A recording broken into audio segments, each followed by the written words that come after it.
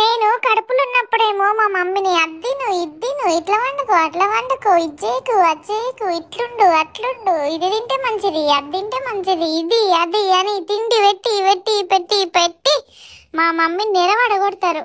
అదే ఒక్కసారి నేను డెలివరీ అయినాక బయటికి వచ్చినాక ఇక దృష్టి మొత్తం మళ్ళా నా మీదికి మళ్ళుతుంది. పిల్లగాడు వంటాడా, పిల్లగాడు తింటాడా, పిల్లగాడు తాగుతాడా, పిల్లగాడు ఏం చేస్తాడు, ఇదే ముచ్చట. మరి డెలివరీ అయినాక మమ్మీ వాళ్ళకి ఎంత కష్టం ఉంటుంది కదా.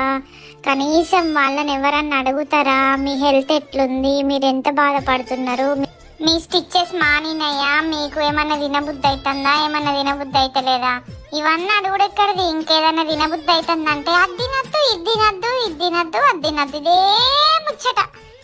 ఇక గిట్లనే ఉంటుందా అనుల్లా నాకు అర్థం కాదు.